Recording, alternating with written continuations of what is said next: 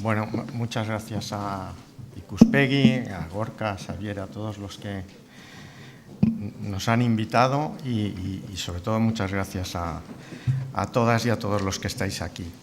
Yo no soy muy popperiano, pero voy a recoger el guante último y os voy a dar una buena noticia. Yo he venido aquí a predicar buenas noticias. Es una buena noticia para los que estáis aquí. Si me asomo a la gente que está por ahí fuera, probablemente no lo vería como tan buena noticia, pero vosotros vais a tener tajo y trabajo seguro que va a haber.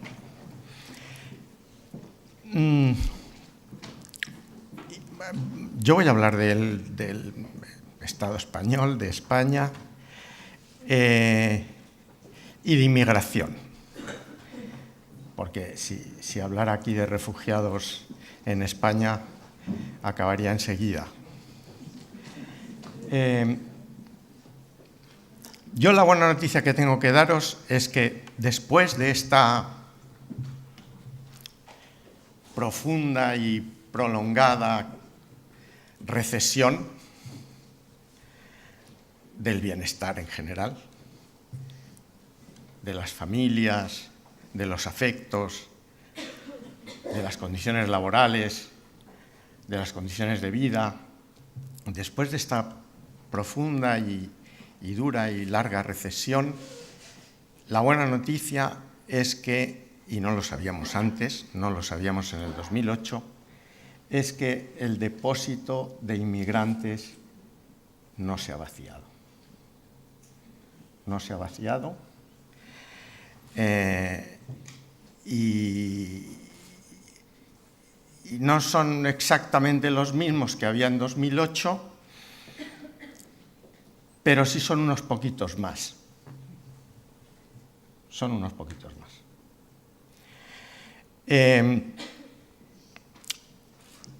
Y dicha esta buena noticia, que nos emplaza a trabajar mucho y a darnos cuenta de que no siempre lo que se percibe, a darnos cuenta de algo que ahora estabais planteando, a darnos cuenta de que las percepciones, sobre todo las percepciones que se construyen con las imágenes de televisión y en general con los medios que forman o deforman a la opinión pública, pues se quiebran luego con las experiencias cotidianas, con las experiencias que la gente vive cada día.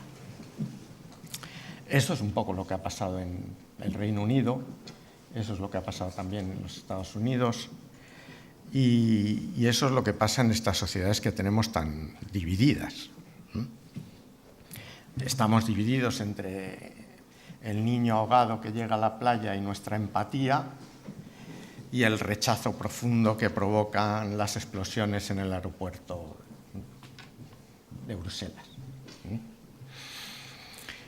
Bueno, en el caso de España, yo voy a hacer una cosa muy rápida. Después de daros esta primera noticia, me voy a saltar todo lo que pensaba, porque como hay unas páginas ahí que mandé y un esquema, ya lo tendréis todos, supongo.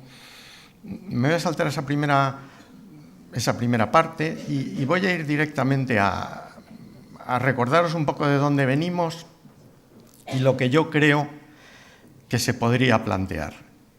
No sin antes advertiros que nosotros en este país de países, hemos sido unos adelantados a la Unión Europea. Nosotros somos unos adelantados a la Unión Europea, mal que nos pese, y hay que reconocerlo. Nosotros no hemos tenido modelo migratorio explícitamente debatido y aprobado. Nosotros hemos tenido, lo que ahora decía Elena, políticas coyunturales y de gobierno y bastante parecidas, fuera cual fuera el gobierno. Y esas políticas coyunturales es lo que ahora en la Unión Europea también se empiezan a plantear muchos países, ¿no? Les pesa mucho tener modelos migratorios y entonces pues se plantean si no hay que reaccionar porque gobernar es prever, pero sobre todo es resolver. Y entonces pues les pesa mucho tener un modelo migratorio que sea poco ágil. Nosotros hemos manejado durante los últimos 20 años 2 conceptos y medio. El primer concepto que manejamos fue, y el más vigente hoy en el conjunto de la Unión Europea, el concepto de extranjería. ¿Y qué es para una persona que va por ahí por la calle y que vive en un barrio, ¿no?, del centro, un extranjero? Pues un extranjero es un extraño culturalmente. Es una persona que no tiene nuestras mismas costumbres, que no habla bien nuestra lengua. Es un extraño culturalmente. Y ese concepto chocaba mucho con la experiencia que teníamos histórica en la población española, porque la población española sentía una cierta empatía, y ahora también en algunos casos, en algunos grupos, porque nosotros habíamos sido un país de inmigración. ¿Y cuál es la diferencia entre un extranjero y un inmigrante? Bueno, pues alguien que le preguntes por la calle qué es un inmigrante dirá, pues un trabajador subalterno, un trabajador que viene a cubrir tareas y que durante todos estos años de gobiernos del Partido Socialista y del Partido Popular, pues con diferentes acentos, que luego podemos discutir, era rentable. La economía estaba creciendo, los informes que se hacían en Moncloa era que aportaban más que lo que detraían, y era un trabajador rentable. Para los empresarios era muy rentable, y como resulta que hoy la política está secuestrada por el empresariado, aquí y en otros muchos sitios, no diré ya solo por la economía, que eso es mayor, eso son palabras mayores, por el empresariado, como vemos con Trump, pues entraba mano de obra en abundancia. Y lo mejor que se hacía era decir que iban a ser buenos para sostener nuestro sistema de pensiones. Eso es lo mejor que se hacía. Pero ¿qué ha pasado en estos 7, 8 años de profunda crisis? Pues ese segundo concepto de inmigración, que es el como trabajador, que es el que entiende el personal de a pie, no el que entendemos los demógrafos o los sociólogos, la persona que ha nacido fuera, no el que entienden los juristas, extranjero, el que no tiene la nacionalidad española, no, el que entiende la persona de la calle. ¿Qué es un inmigrante? Pues un trabajador. Y cuando dice, ¿qué es un extranjero? Pues un tipo que tiene unas costumbres extrañas, que no son las mías, y no sé si fiarme mucho.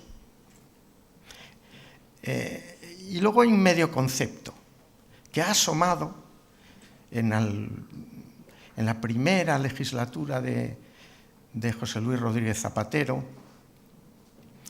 que es el concepto de, bueno, ¿y cuándo deja uno de ser inmigrante y finalmente dejamos de preocuparnos si es extranjero o no? Pues ese momento es el momento de la ciudadanía, cuando uno tiene todos los derechos políticos y es una persona que está... que con independencia de si es útil en el trabajo o no y se produce más de lo que detrae y si tiene unas costumbres o otras, es un ciudadano que participa en el barrio, en las elecciones locales, en las nacionales, en la vida política. Ese concepto duró poco, pero bueno, duró algo. Es el que intentó plantear el PECI en esa primera legislatura y es un concepto sobre el que me gustaría luego insistir. Voy a pasar muy rápidamente, bueno, yo todo esto, el nuevo escenario y los rasgos contradictorios me los salto, las tendencias, voy a pasar a las tendencias. Anda, no sé qué ha pasado aquí.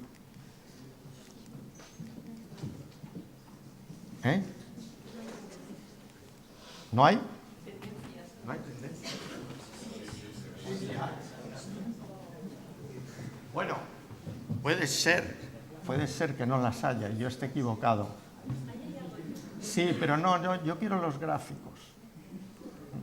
Oh, Qué pena. No, pero son anteriores. Qué pena. Qué pena, pero...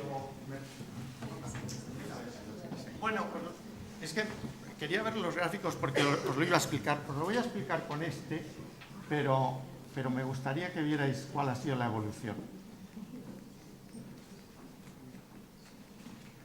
A ver, lo voy a explicar con este, pero me gustaría que vierais cuál es la evolución. Con este.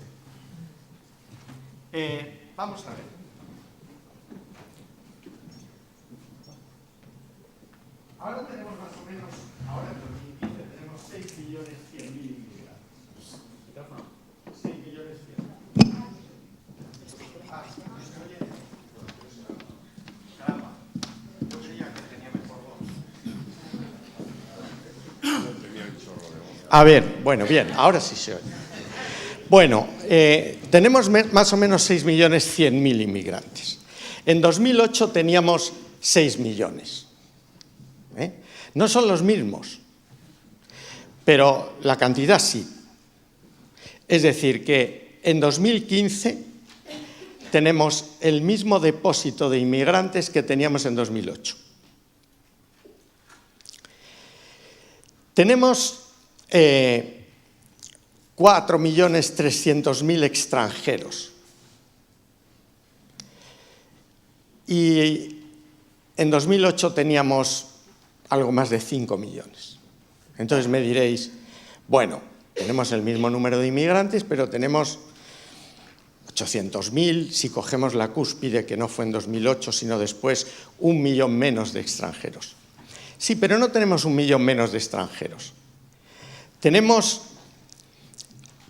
un depósito de doble fondo en el cual una gran parte de estos extranjeros se han convertido en españoles. De modo que, si viéramos las gráficas que no vemos, pero que tengo otro PowerPoint, no preocuparos, tengo otro. Si viéramos esas gráficas veríamos que hay como un trasvase de la extranjería a través de la naturalización y que el depósito de inmigrantes está igual que estaba y el depósito de extranjeros se ha reducido un poco, no más del 10%. Lo que pasa es que ahora son ciudadanos españoles de origen extranjero. De modo que las tendencias que se tendrían que ver en esas gráficas serán las de, bueno, cada vez hay más gente que se está naturalizando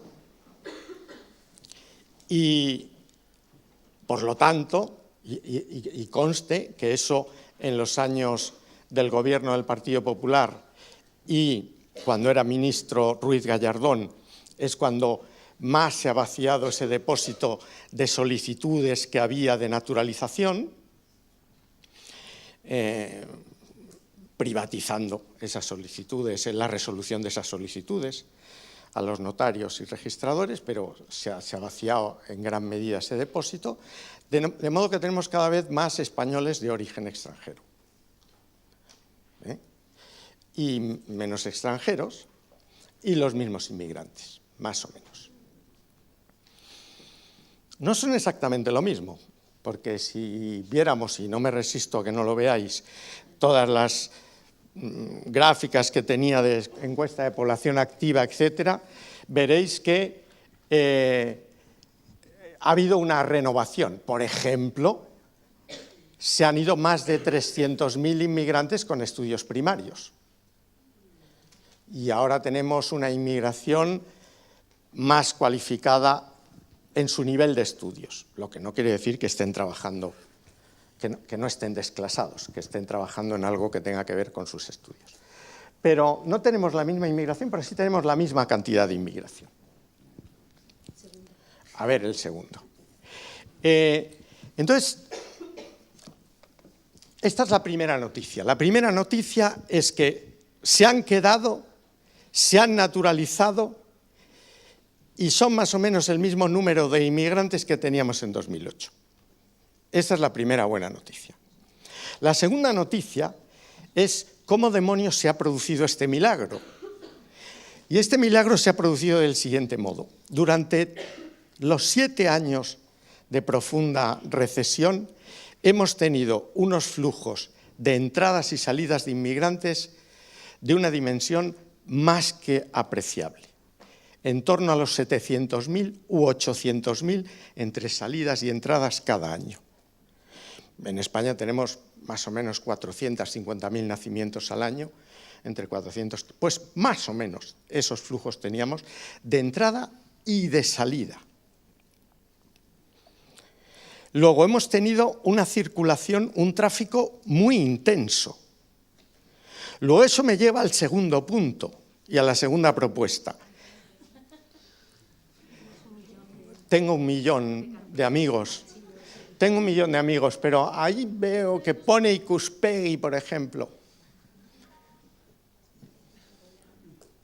A ver, baja para abajo, baja para abajo. Nada. Bueno, un momento. Pasa al 15, pasa al 15. Bien. No, eso no, vamos para atrás. Vamos a ver, no, esos no son los flujos, esos son los 4 retos. Pero la segunda propuesta es que tenemos que seleccionar los flujos. Y ya sé que esta es una propuesta que me vais a discutir y que diréis con qué criterios y cómo vamos a hacerlo. Pero esto no lo digo hoy, ¿eh? Algunos ya me han escuchado otras veces decir esto y escribirlo. Yo creo que un tráfico tan intenso de más de 450.000 entradas y salidas al año necesita que haya una regulación. Necesitamos saber quién se va y quién viene. Y aquí viene lo difícil, yo propondría que uno de los ejes rectores de esa política de regulación de flujos fuera la tasa de absorción social. Es decir, que nos preocupáramos menos de su utilidad económica y más de su aporte a la cohesión social.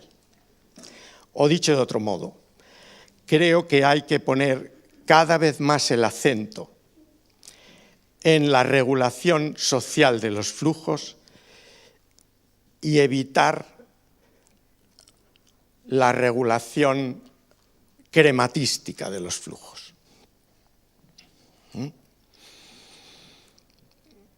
Pero son flujos intensísimos. Esa es la segunda noticia. En plena crisis económica, todo el mundo tiene la idea de que los inmigrantes se han ido y de que aquí no ha entrado gente. Bueno, no tenemos 920.000 entradas como tuvimos en 2007, pero en los 2 últimos años, 14 y 15, los flujos están por encima de las 400.000 entradas y creciendo. Por cierto, eso lo sabe muy bien Elena, en la Unión Europea llevan varios años creciendo los flujos de inmigración. En 2014 creo que había como 4,3 millones de entradas. Aunque estamos hablando de los refugiados, constantemente de los refugiados, pero si miramos los datos de la OCDE, tenemos más de 4,3 millones de entradas y llevan creciendo varios años los flujos de inmigración en la Unión Europea. Que eso tampoco se sabe. Luego viene la quiebra de las percepciones, porque las percepciones se construyen y las experiencias diarias se viven. Y luego la gente está empezando a votar por lo que vive y no está empezando a votar por lo que le dicen. Pero tenemos flujos intensísimos y yo creo que hay que regularlos. Creo que hay que debatirlo públicamente. Creo que hay que llegar y acordar unos criterios, pero creo que hay que regularlos. Y creo que hay que regularlos socialmente, no solo empresarialmente. Pero eso implicaría que la política dominara sobre el empresariado y sobre la economía, cosa que no sucede. Porque durante todos estos años los inmigrantes que han ido entrando porque la demanda empresarial y los mercados de empleo pedían y atraían a esa mano de obra. Había apariencia de control, pero solo apariencia de control, porque ¿cómo puede haber un control si en 2007 entran 920.000 personas en España? Pues es una apariencia, no hay un control. Bueno, entonces el segundo dato de tendencia es que los flujos han sido muy intensos. El primero es que el depósito apenas se ha vaciado, aunque se ha modificado su composición. Bueno, pues yo creo que si tomamos nota de estas tendencias, lo que nos queda es pensar cuáles son los retos más inmediatos, y como eso es lo que me pedía Ikuspegi, propuse 4. Algunos de ellos sí que los vamos a poder ver.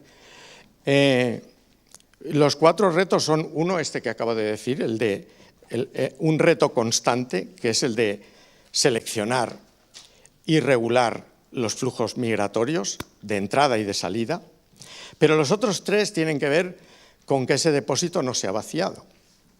Y son los siguientes. Uno que a mí me parece que es estratégico, que es conseguir que no pase como en Estados Unidos y que los hijos de los inmigrantes, si son un 12% de la población, lleguen a la universidad en una proporción similar. Yo el otro día decía en mi clase, no veo el 12% aquí, ni el 12, ni el 10, ni el 8, ni el 9. ¿Y eso cómo se hace? Eso se hace para que no pase como en Estados Unidos, se hace desde los primeros escalones de la educación. Tenemos una buena situación, no hago más que dar buenas noticias. La mitad prácticamente de los 700.000 alumnos que tenemos en las escuelas españolas públicas están entre la enseñanza infantil y la primaria. O sea que hay tiempo de que no se vayan a estudios de segundo o de tercer orden y se vayan a lo que se tienen que ir los estudiantes. No solo a la igualdad de oportunidades, sino a la igualdad de resultados también. Bueno, ese yo creo que es un reto estratégico y constante. Si el primero era la regulación de los flujos, este me parece que es constante.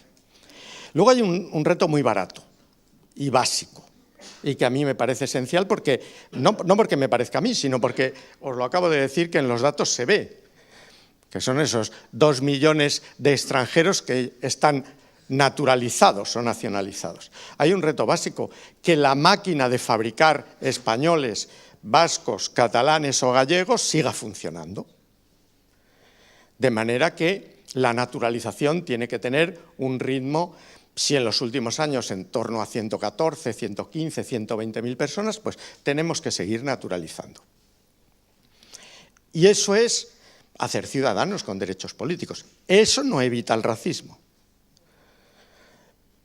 pero es un buen antídoto para que cuando alguien te pare y le haga como le hicieron a Obama antes de ser presidente, o le hicieron, no sé, por poner nombres famosos, bueno, no sé, al Premio Nobel de Economía, Amartya Sen, cuando llegó a Londres en Heathrow y le dijeron, ¿usted dónde vive? Y dio la dirección del Trinity College, porque era el director del Trinity College, y le dijeron, pero bueno, usted está loco, vamos a detenerlo, usted que va a ser el Trinity College, ¿no? Pues al final, pues sí, resulta que era el director del Trinity College y había dado su vivienda. Claro. Pues no estamos libres de que se actúe así, por el color de la piel, por la apariencia, no estamos libres. Pero, claro, inmediatamente tuvieron que decir, pero bueno, un momento, me he equivocado, ¿no? Me he equivocado, te van a parar por la calle, a Obama le pedían el carnet y ahora no sé lo que le pedirán cuando salga, pero bueno, tiene el derecho de decir, oiga, mire usted, yo he vivido ahí en la Casa Blanca, ¿no? Usted me pide el carnet, pero no me conoce, pero he vivido ahí un tiempo. Yo creo que ese es el tercero, el de las naturalizaciones, y el cuarto y más urgente, no os va a llamar nada la atención, es el de ¿qué hacemos con el 1.150.000 desempleados que tenemos de inmigrantes? Bien, ¿y por qué este es el más urgente? Porque, como todas y todos sabéis, la exclusión se hereda. Y de padres machacados saldrán hijos rebotados.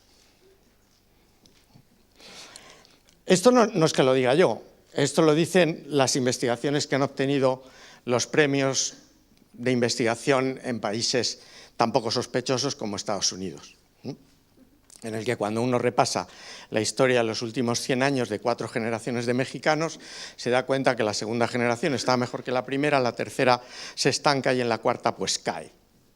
Y lo que parecía un progreso indefinido en la buena senda hacia la integración y la igualdad, resulta que en la tercera y en la cuarta generación se quiebra, se rompe y pues demuestra los muchos fallos que tienen las políticas de discriminación positiva y otras muchas políticas que podemos discutir. Pero este cuarto reto es un reto importante. Ahora bien, ¿qué hacemos con el 1.100.000 y pico desempleados? Vamos a bajar. Bueno, espera un momento aquí. No sé por qué estos sí se habían grabado y estos no. Bueno, este es el de la evolución del alumnado. Es una pena que no veáis los de los flujos y los del depósito, pero creedme, los que me conocen saben que cuando miento lo digo y ahora no. Entonces, fijaros ahí que la mitad, el 50% está entre la educación infantil y la primaria. Eso quiere decir que nuestros maestros tienen que convencerse de que no tienen un índice de inteligencia menor, de que son aptos para poder seguir los estudios que sus capacidades y el interés de sus padres y de sus familias le den. Y cuando tienen peores resultados lo mismo que todo hijo de vecino cuando en su casa no hay libros y tienen unos padres y particularmente unas madres que son las que dedican más tiempo a esa educación de una condición social y con un nivel de estudios producto de sus circunstancias de clase. Bueno, tenemos esa posibilidad y ahí si tenemos el 50% de ellos, algo se puede hacer y algo se puede corregir. Ese ya digo que es un reto constante. Pero tenemos otro, pasa antes, tenemos el reto de los padres y madres que están en situación de desempleo. Bueno, a ver, estas personas que están en situación de desempleo, si podemos la anterior, ¿qué ha pasado entre 2008 y 2015? Pues lo que ha pasado es que los inmigrantes se han igualado con los españoles nativos. Y todos diréis, bueno, este hombre no para de dar buenas noticias. Y es verdad, solo que se han igualado por abajo. Es decir, que todos hemos empeorado. Entonces, se han igualado. Entonces, si uno mira los datos, dice, caramba, cada vez están más cerca, cada vez tienen... Sí, se han igualado. Lo que pasa es que ellos, claro, aquí se ve, han perdido más empleo, el doble de ocupación que la que han perdido los nacionales. Y su tasa, que es 10 puntos por encima de la tasa de desempleo de los españoles, sigue siendo una tasa alta, pero muy alta, pero muy heterogénea según los distintos orígenes de los inmigrantes. Aquí veis que aunque se han acercado las tasas de ocupación, antes había 12 puntos de diferencia, ahora solo hay 3, pues prácticamente el peso más duro de esa crisis lo han tenido los que ya estaban en peor situación, básicamente los africanos y los latinoamericanos. Y esto es lo que ha pasado también con todos nosotros. Se dice que las clases medias se han empobrecido mucho, y es verdad, pero lo que no os podéis imaginar es lo que se han empobrecido los pobres. Esos se han empobrecido de verdad. Los que más han perdido no han sido las clases medias. Los que más han perdido han sido los que ya estaban peor. Y esta es la ruptura. Esto es el Brexit. Y si no nos preocupamos de saber, de estar y de pensar con los que más han perdido, nos volveremos a equivocar. Y está bien que nos equivoquemos, porque todos nos equivocamos, pero lo que pasa es que no aprendemos. Y yo creo que hay que aprender. Una de las cosas que yo he aprendido con esta crisis es que el depósito no se ha vaciado. Otra de las cosas que he aprendido es que los flujos han sido de enorme intensidad, de entrada y de salida. Otra de las cosas que he aprendido es que como se han naturalizado tantos, de esos 80.000 o 90.000 españoles que se van fuera, casi el 40% son españoles de origen extranjero que se han naturalizado. Pero nosotros, ¿en qué nos fijamos? En los otros 50.000 que son nativos, nativistas de origen originario, que además nos hemos inventado que son enormemente cualificados, que además nos hemos inventado que son gente que emigra, y hay un flujo de entradas y de salidas de esos cualificados que más bien lo que están haciendo es responder al bloqueo social y de oportunidades del país, yéndose fuera un tiempo, volviendo al cabo de otro tiempo, volviendo a irse, y lo que están haciendo es, efectivamente, moviéndose. En carne propia lo tengo eso. En carne propia lo he visto. 3 años en Hamburgo en un hospital, ahora en Londres en tal, eso, y se están moviendo. Y se están moviendo. Bien, esos son los cualificados, que no son los 80.000 ni los 90.000. Si miráis la estructura de la población española, en el último censo veréis que el grupo que más ha disminuido, los grupos de edad que más han disminuido están entre 20 y 40 años, pero también los menores de 10. ¿Qué quiere decir? Que se están yendo familias jóvenes también. Es más complicado este flujo, que solo se están yendo los españoles jóvenes y muy cualificados. Es un poco más complejo, pero es bueno que sea más complejo, porque siempre estamos diciendo que vivimos en sociedades complejas y tratamos de dar respuestas simples a sociedades complejas. Y esto es otro error. Bueno, y entonces, esto que os decía antes, que la mayoría de los que se han ido del 2008 al 2015 son estos 354.000 que tenían estudios primarios, y que en cambio la selección, por así decirlo, de esta crisis ha sido una selección que ha elevado el nivel medio de estudios de la inmigración, porque han venido más gente con estudios secundarios y más gente con estudios universitarios. Esto me lleva al último punto de este 1.150.000. Bueno, esta es la población inmigrante que está en situación de desempleo, según el nivel de estudios. Eran 1.700.000 en 2008, ahora son 1.156.000. Permitidme que no entre, pero bueno, es que eso lo sabéis todos, con que el hecho de estar trabajando no implica que uno no sea pobre. Obviamente, ¿no?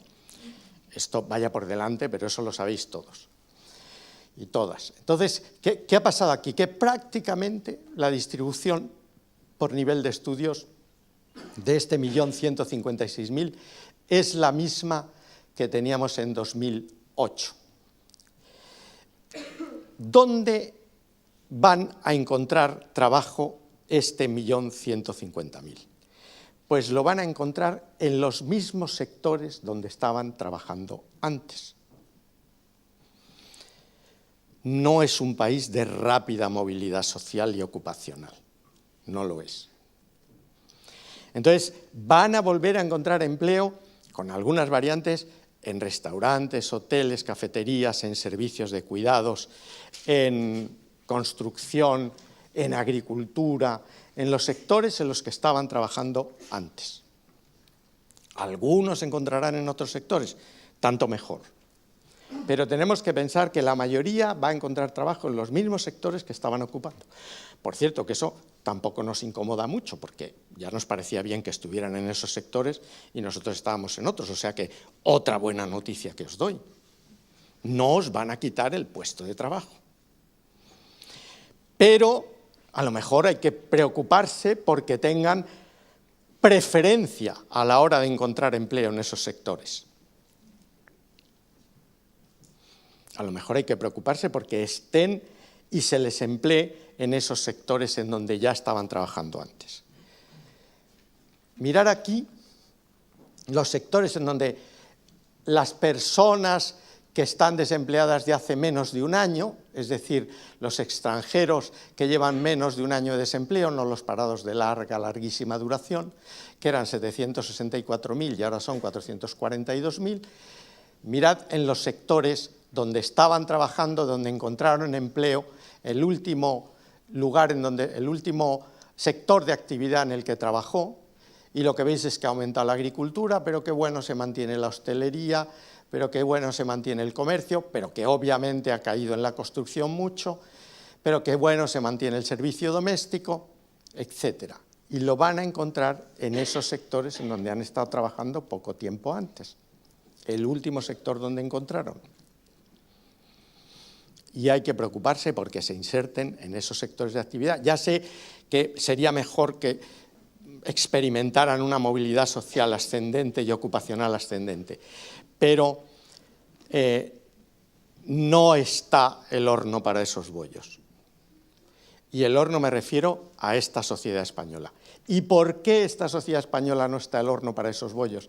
Porque las vías que ellos siguen para encontrar empleo, si hacemos caso a algunas aproximaciones que ha hecho el CIS, el Centro de Investigaciones Sociológicas, las vías que ellos emplean son básicamente las vías de los amigos, de las redes de amistad, en mucha menor medida que nosotros las redes familiares, porque tienen menos red familiar y menos potencia sus redes familiares,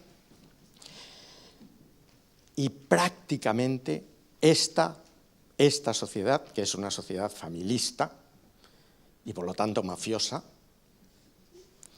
es una sociedad familista en donde la mayoría del empleo se encuentra a través de la familia y de los contactos familiares, bueno, esta y la italiana y, en fin, y algunas otras, ¿no? Pues tú le preguntas a ellos y dice, ¿por vía internet? Pues un 3, un 2%. Enviando el currículum para que sea tenido en cuenta y sea igual que el otro, pues a lo mejor un 5, un 6%. ¿El grueso dónde lo encuentran? Pues porque tiene un colega de su misma comunidad o de su mismo país o que vive al lado de él que le dice necesitan trabajo en este sitio y lo encuentran a través de esas redes. Menos de las redes familiares, más de las redes de amistad y de comunidad. Bueno, entonces, yo creo que estos son los 4 retos más urgentes que tenemos. Bueno, más urgente es el último, más básico el de la naturalización, yo diría que más estratégico el de los jóvenes que están en la escuela. Y yo diría que el más constante es el de no perder de vista que los flujos que estamos con una densidad de tráfico enorme y que los flujos de entrada y de salida son de gran volumen y que hay que saber quiénes se van y quiénes vienen. Y que ahí los criterios no solo tienen que ser los marcadores culturales, el color de la piel, el lugar de... No. Los criterios tienen que ser, tenemos que debatirlos, pero tienen que ser menos culturales. Tenemos que ser, lo diré rápidamente, menos tribu y más de derechos, ¿no? Los marcadores deben ser marcadores que tengan que ver con si nosotros aceptamos personas que vayan a tener una tasa de inserción y de absorción social, no solo económica, importante. Una parte de esos flujos ya no los vamos a poder regular nosotros, porque todos esos 6 millones de inmigrantes que están establecidos aquí, sus comunidades van a regular la atracción y la atraída de inmigrantes en los próximos años. Otra parte es más discrecional, otra parte es más política y otra parte hay que debatirla públicamente, porque también tendremos que debatir de qué otros países que no tenemos comunidades instaladas pueden venir personas o tienen que venir personas. Y esas son las 4 propuestas que yo haría. En el fondo de todas ellas y de toda esta pequeña ponencia fracasada por el PowerPoint, hay una idea que ya la ha expresado también muy bien antes Elena, y es que o vemos a la inmigración como estructura, o la vemos no como un pegote a la pirámide de población, sino como una parte de la pirámide de población y de la dinámica demográfica, social, cultural y política de este país, o la vemos así, o si estamos pensando en políticas de gobierno en vez de en políticas de Estado, si estamos pensando en regular la inmigración cada 4 años según los temores de la opinión pública o las avaricias de los sectores económicos, nos equivocamos porque se quedan. Se quedan, se establecen, reúnen a las familias o las forman y van a formar parte de la estructura del país. Podemos decidir que formen parte de una estructura olvidada, pero nos lo recordarán un tiempo después. Nos lo recordarán un tiempo después. De manera que la idea de fondo es que no tenemos que hacer políticas de extranjería. En las políticas de inmigración hay que distinguir la inmigración de trabajo temporal y circular de la inmigración de trabajo permanente, y en las políticas de integración, que tienen que hacerse desde abajo, porque las políticas de aceptación las podemos elevar hacia arriba, pero las políticas de integración tienen que hacerse abajo. Alguien le dará el permiso para entrar, para estar y su estatus. Por cierto, y acabo con otra buena noticia, en nuestra inmigración tenemos mitad por mitad extranjeros de régimen comunitario y extranjeros de régimen general. Es decir, extranjeros que tienen más derechos y extranjeros que tienen menos. La mitad. No sé, da otras muy buenas noticias, por ejemplo, que más de 200.000 marroquíes han adquirido la nacionalidad española en los últimos 8 años. Pero todo eso, que no sale en los medios de comunicación, todo eso es lo que está pasando. Y luego las percepciones se quiebran porque la percepción construida no se compadece con la experiencia vivida. Y cuando se quiebran nos llevamos sorpresas. Nada más y muchas gracias.